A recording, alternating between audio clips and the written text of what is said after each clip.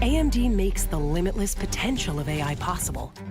From AI PCs to edge to cloud. Powered by some of the most advanced GPUs, CPUs, and NPUs on the planet. And enabled by an open software approach that's accessible to all. Together with our partners, AI from AMD helps make more imagination possible. Innovation, breakthroughs, and healing possible. Peace of mind and thrills possible. The impossible is now possible.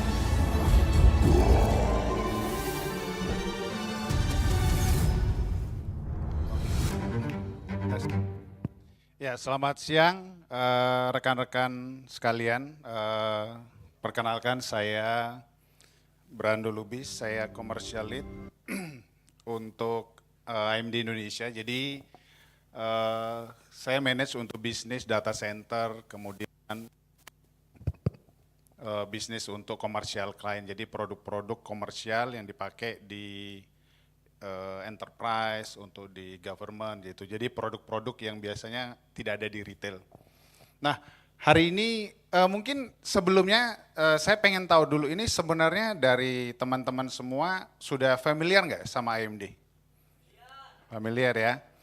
Oke, hari ini saya nggak ngomongin AMD Ryzen ataupun AMD Radeon, tapi akan lebih fokus saya mau update mengenai teknologi kita AMD EPYC yang untuk server maupun AMD GPU untuk AI-nya sendiri.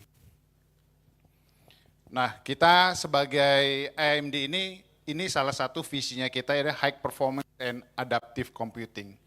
Nah, saat ini kita adalah salah satu teknologi semiconductor yang kita bilang adalah teknologi yang secara performance untuk CPU dan GPU-nya yang sekarang dia ada atau berada di dalam kompetisi saat ini. Nah, kalau ngomongin AMD, sebenarnya sadar nggak sadar kita semua itu mungkin sudah mengadopsi. Kita sudah biasa untuk menggunakan teknologi yang di belakangnya memakai AMD. Contoh kalau kita ngomong yang sehari-hari itu yang terbiasa pakai Meta, Facebook, Instagram, WhatsApp. Nah, back end di belakangnya itu menggunakan AMD EPYC.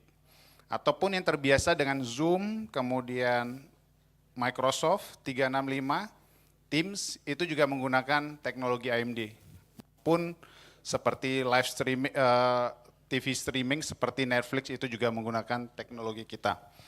Nah, jadi di cloud, di healthcare, kemudian di otomotif sebenarnya AMD juga ada. Kalau yang paling populer teknologi AMD di otomotif itu di Tesla.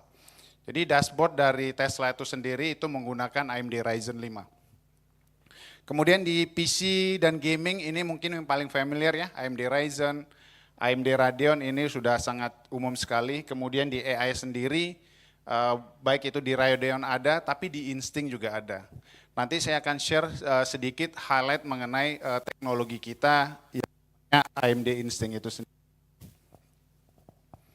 Nah, sedikit gambaran untuk AMD sendiri ini kita sebenarnya udah 56 tahun company-nya. AMD ini public company, jadi tidak ada yang punya saham yang paling gede di sini. Dan karena dia listing di Nasdaq, kalau misalnya teman-teman juga pengen ngerasa, aduh saya juga pengen jadi bagian AMD, sebenarnya beli sahamnya juga bisa gitu. Dan ini laporan keuangan kita buka per 3 bulan itu kita listing laporan keuangannya seperti apa segala macam. Kita tersebar hampir di 28.000 orang, tersebar di hampir seluruh dunia. Kita di Indonesia ada belasan orang. Kebetulan untuk R&D-nya tidak ada di Indonesia, adanya paling dekat itu di Singapura maupun di Malaysia. Jadi Singapura itu hampir 1.500 orang, Malaysia 2.000-an orang, dan India itu mungkin hampir 5.000-an orang. Tapi di Indonesia lebih banyak kita untuk di marketing dan campaign. Nah, ini mungkin sekilas gambaran tentang produknya AMD. Jadi data center itu sebenarnya ada banyak varian, tapi saya bahas cuma AMD EPYC dan Instinct. Kemudian di kliennya itu adalah AMD Ryzen, gaming yang paling banyak populer Radeon, dan embedded ini kita nggak bahas. Contoh embedded itu produknya kayak PlayStation 5, kemudian Xbox 360. Nah, itu salah satu produk-produk yang dipakai yang digunakan menggunakan teknologi AMD. Nah, ini kita ngomongin tentang data center solution yang sebenarnya secara komponen yang tertanam di dalam server itu menggunakan teknologi AMD gitu.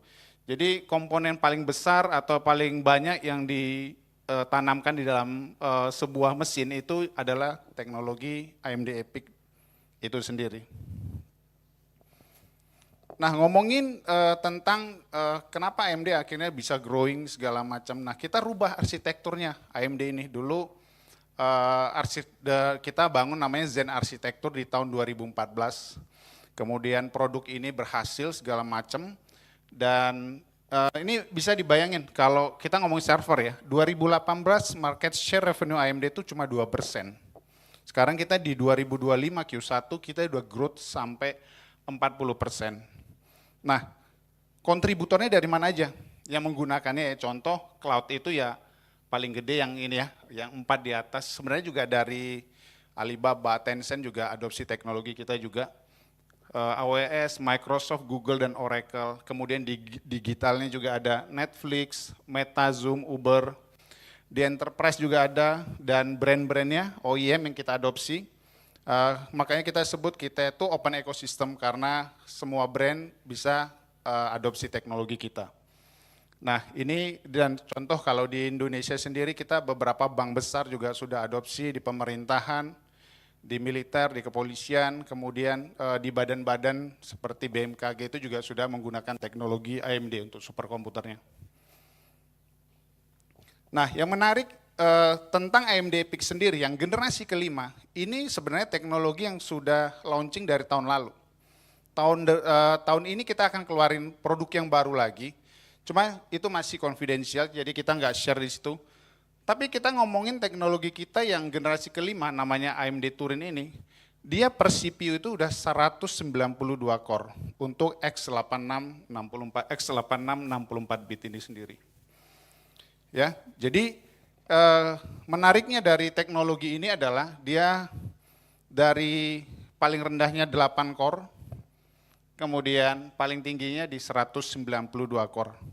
Yang menarik di sini adalah dia all-in feature set support. Jadi mau dari 8 core ataupun 192 core, semua feature yang ada di sebelah kanan ini itu sudah ada di dalam sistemnya. Jadi channelnya bisa DDR5 dengan 12 channel, memori bisa sampai 6 terabyte. Nah, ini manfaatnya apa?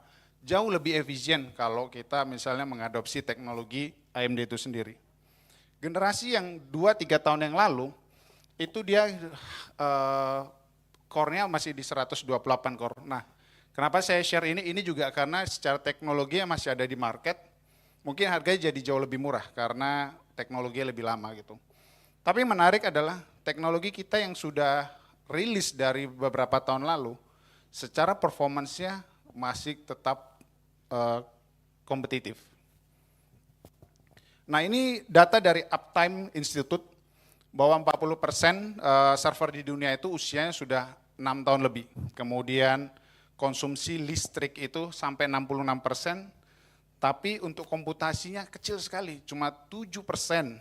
Nah, ini yang menarik. Ketika kondisi dengan seperti itu, AMD datang untuk memberikan solusinya.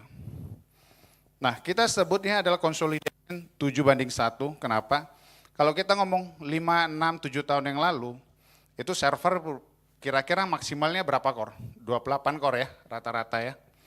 Nah, dengan teknologi kita yang baru ini, kita offering untuk kepada customer-customer, baik itu di enterprise, baik itu di institusi atau di pemerintahan, bahwa dengan teknologi kita, dari 1000 server kita bisa replace dengan 131 server doang. Ini kira-kira savingnya, TCO-nya itu luar biasa sekali. Pertama, less power, listrik jadi berkurang 68%, bayar listrik untuk data center itu mahal sekali. Kemudian jumlah servernya jadi lebih sedikit, 87%. Kemudian TCO-nya juga jadi jauh lebih rendah. TCO ini kita ngomongin juga license, segala macam. Nah, itu yang menarik. Oke, kalau kita ngomongin ini, bagaimana dengan performance-nya? Nah, ini kita buat 2 generasi. Jadi ada generasi kelima kita Turin, ada yang namanya generasi keempat kita Genoa dengan kompetisi kita. Kita berkompetisi saat ini bersama Intel, yang tertinggi saat ini di 64 core. Ternyata secara performance dia bisa sampai hampir 3 kali lipat secara performance. Kemudian kalau kita ngomong per core-nya, gimana kalau kita hitung secara performance-nya itu by core gitu, sama-sama 32 core. Ternyata dia bisa 40% jauh lebih baik dibandingkan kompetisinya kita. Ya, kemudian secara licensing cost-nya juga performance-nya juga di dalam virtualisasi juga bisa sampai 60%. Nah, itu adalah teknologi kita saat ini yang menggunakan AMD EPYC. Nah, berikutnya ini adalah AMD Instinct. AMD Instinct ini adalah GPU server yang digunakan oleh AMD, dan berikut ini adalah beberapa populer AI platform, ya mungkin sebagian sudah mengenal ya semua, Microsoft, OpenAI, Meta ini yang mengadopsi teknologi AMD itu sendiri. Dan kalau kita ngomong OEM atau cloud-nya sendiri ya hampir semua brand-brand besar itu juga sudah mengadopsi teknologi kita. Contoh Oracle database itu semua mesinnya itu sekarang menggunakan AMD. Kemudian untuk Oracle Cloud AI-nya itu juga nantinya menggunakan AMD Instinct itu sendiri. Nah, ini ekosistem yang dimiliki oleh AMD. Apa yang menarik dari AMD itu sendiri adalah pertama, yang AMD bangun, visi yang AMD bangun adalah kita mau open platform. Itu yang pertama. Kemudian kita itu mau jadi open source, artinya apa? Makanya kita kolaborasi dengan Open Infra, karena AMD salah satu member di Open Infra juga secara worldwide. Nah, kita mau bahwa semua orang bisa mengadopsi teknologi AMD itu bukan dengan cost tambahan lagi gitu, licensing segala macam kayak gitu. Ya saya tahu di sebelah juga dia punya ada kayak extension license segala macam. Nah, di AMD sifatnya itu free untuk softwarenya.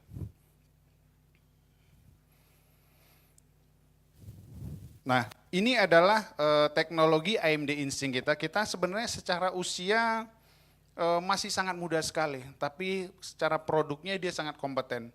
Kenapa saya hadir di sini, di komunitas ini adalah tujuannya karena yang bisa membuat Instinct, ROCm itu bisa populer adalah komunitas. Jadi kita melihat bahwa Open Infra ini menjadi salah satu pilar buat AMD untuk bisa tumbuh di Indonesia sendiri gitu. Karena tanpa ada komunitas akan sulit AMD untuk bisa mengadopsi teknologi ke market Indonesia itu sendiri gitu. Nah, kita usianya sebenarnya dari MI 100, 200, 300, berarti ini baru 3 generasi sebenarnya secara teknologinya. Ya, di tahun ini kita keluarin MI 350, tahun depan kita akan keluarin MI 400. Nah, apa yang menarik di MI 350 nih? Ini kebetulan CEO kita Lisasu launchingnya 16 Juni atau 14 Juni bulan lalu. Jadi masih sangat baru sekali. Yang menarik adalah kira-kira seperti ini. Untuk satu cardnya itu bisa sampai 288 GB ya. Kemudian kalau dalam satu mesin itu bisa sampai 8 card. Ini kira-kira besar sekali. Kita buat komparasi. Ini secara speknya kalau kita ngitung di FP64, FP16, FP8 secara performan MI 355 ini. Kalau kita buat komparasi dengan NVIDIA GB200, kemudian B200. Nah, yang menarik apa? Kalau semua kita ngomongin AI segala macam itu kan perlu training segala macam. Nah, kalau semua sudah di training, kira-kira apa yang dibutuhkan? Inference ya. Nah, inference itu yang dibutuhkan adalah memori yang lebih gede sekali. Ya, memori terus memori bandwidth-nya itu yang dilihat. Karena apa? Itu akan buat kita jauh lebih efisien untuk mungkin spend-nya, kemudian untuk listriknya segala macam. Nah, ini menjadi kelebihan dari teknologi AMD Instinct itu. Dia secara memori itu bisa 60% jauh lebih besar. Karena dia memori bandwidth-nya, memorinya itu bisa sampai 60% jauh lebih baik. Ya, kemudian kalau kita ngomong dalam satu mesin, ini biasa kalau satu mesin ada 8 GPU, ya total dia dalam memori HBM3-nya itu bisa sampai 2,3 terabyte. Jadi ini sangat besar sekali. Dan bentuk modelnya itu adalah ada yang air cooling, ada liquid cooling. Jadi model liquid ataupun air cooling juga baik. Performance dengan teknologi kita yang lama bisa sampai 35 kali lipat. Tapi kalau untuk dengan kompetitor kita kira-kira ini NVIDIA B200, GB200 menggunakan DeepSeek, Llama 3, 405B, hasilnya kira-kira seperti ini. Jadi 20%, 30% dan di Llama 405B setara. Dan untuk bisa savingnya bisa 40% untuk token per dolarnya. Penggunaan MI35X versi 200, B200. Nah ini yang menjadi kelebihan dari teknologi kita. Tadi balik saya bilang AMD kita open ecosystem, open platform, open source, jadi kita bisa diadopsi oleh siapa aja dan kita mau grow bersama-sama dengan open infra untuk teknologi AMD itu sendiri. Dan yang terakhir, ini kalau data ini sebenarnya di internet juga ada, kita juga bisa sharing. Slide saya ini juga public information, saya bisa share nantinya. Di Oracle juga penggunaannya juga sangat besar sekali. Oke, itu terakhir kalau kita ngomongnya di nasional, ini kayak superkomputer yang ada di beberapa negara, kolaborasi AMD juga banyak sekali. Di Indonesia kita belum ada saat ini. Cuma beberapa company yang sudah jalaninnya. Terakhir, nah yang terakhir adalah AMD ROCm karena kita nanti ada di breakout juga sore. Juga kalau misalnya pengen tahu lebih detail mengenai ROCm, nah ROCm ini softwarenya AMD, Radeon Open Compute, itu kalau di NVIDIA namanya CUDA, di AMD namanya ROCm. Gimana how to running, misalnya kita ngomongin PyTorch, Triton, Hugging Face, TensorFlow, nanti di breakout kita akan bahas lebih detail mengenai ini. Dan yang menarik adalah ini teknologi yang kita bilang tidak ada license cost-nya, tidak ada subscribe-nya segala macam. Kita buka segala macam supaya apa? Ini sangat cocok sekali untuk komunitas yang percaya bahwa open ecosystem itu menjadi salah satu yang sangat penting. Kira-kira seperti itu dari saya, terima kasih karena waktunya sudah sangat lewat, sudah lumayan banyak. Terima kasih buat waktunya, thank you.